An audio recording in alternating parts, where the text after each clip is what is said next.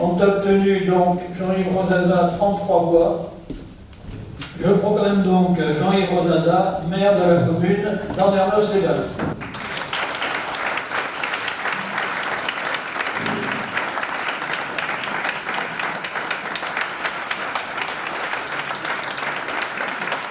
Depuis ce samedi matin, les nouveaux élus du conseil municipal d'Andernos sont en place. Le conseil d'installation s'est tenu en comité restreint à la salle du Broustic, une séance durant laquelle Jean-Yves Rosada, unique candidat, est revenu sur les circonstances particulières de sa réélection et sur la crise sanitaire que nous traversons. Bien sûr que je vous remercie toutes et tous de la confiance que vous me témoignez aujourd'hui.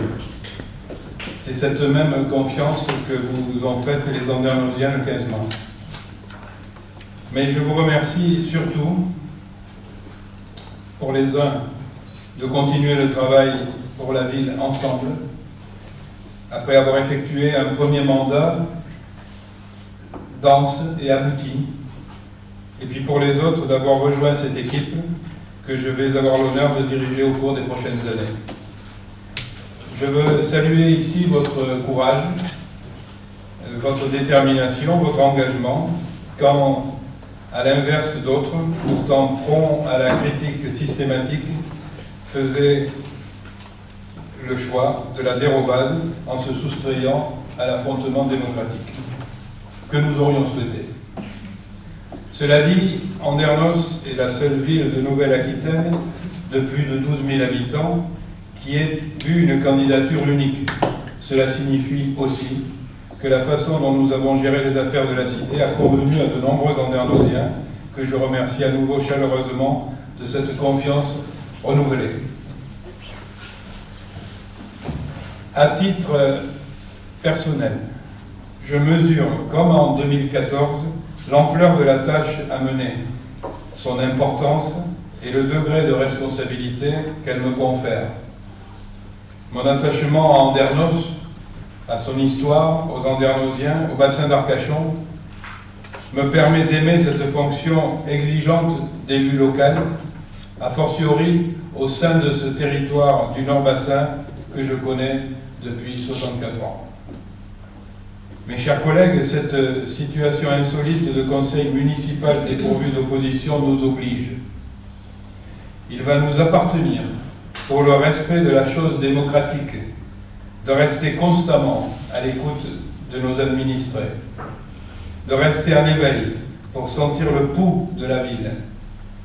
Il va nous appartenir d'être à la fois unis derrière notre projet et capables de manier l'indispensable autocritique en l'absence d'opposition. Plus que jamais, nous devrons observer l'obligation d'humilité, de sacrifice, de désintéressement qui constitue l'apanage de celle ou de celui qui est élu du peuple. Ce peuple que l'on est chargé de représenter sur la base de la confiance. L'élu de la République sert l'intérêt général et cet état d'esprit oblige à la rigueur morale et à la volonté d'équité. Être élu, c'est une expérience forte et c'est une chance que de pouvoir la vivre, qui plus est, collectivement. La période que nous traversons nous fait débuter le mandat de façon étrange. Il est pour l'instant très compliqué de se rencontrer en séance plénière, tous ensemble, pour échanger sur la mise en route du projet. Il est tout aussi difficile de rencontrer en un coup, en une fois, tous les agents des services pour partager avec eux les bases du travail de la mandature. Nous n'avons même pas eu l'opportunité, même simplement, de nous retrouver autour d'un verre pour fêter notre élection. Et ce ne sera toujours pas le cas aujourd'hui. Ceci est sans importance, malgré tout, en comparaison des désordres, des dégâts occasionnés par la crise actuelle. Désordres et dégâts sur la santé, bien sûr, mais dégâts sur l'organisation de la société, dégâts psychologiques et humains, et de manière extrêmement agressive, dégâts économiques. Il va être impossible de ne pas intégrer les ravages du Covid-19 dans nos projets. Nous devrons nous adapter, être réactifs et attentifs. Nous aurons à penser à notre niveau et avec nos moyens toutes sortes de plaies. Nous ne serons ni optimistes béats, ni fatalistes. Nous aurons à être utiles, concrets, efficaces. Nous aurons à être aux côtés de nos administrés et devrons avoir à cœur de démontrer ce que veut dire élu de proximité. Nous ferons en sorte de respecter notre programme. Nous nous emploierons à construire avec nos voisins une intercommunalité de projets non subis et pensés depuis le territoire en adéquation avec les attentes de ses habitants.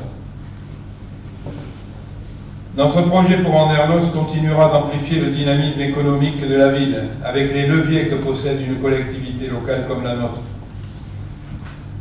Notre projet s'attachera à développer un tourisme responsable, respectueux du territoire et de ses habitants. L'environnement sera une préoccupation permanente, transversale, comme l'éducation et la culture. L'action sociale sera intensifiée, tant la solidarité va devoir s'exercer. Mes chers collègues, nous sommes habitants de la Terre devant un monde à réinventer. Un monde où la financiarisation, de manière cynique, a dénaturé les extraordinaires vertus de l'entreprise, les valeurs du travail et outragé la planète. À notre niveau local, avec le précieux concours de nos agents des services, nous sommes réunis ensemble afin d'œuvrer pour aujourd'hui et pour demain, pour nos contemporains et pour les générations futures. Une nouvelle fois, du fond du cœur, je vous remercie toutes et tous de servir ainsi l'intérêt de notre ville. Vive Andernos!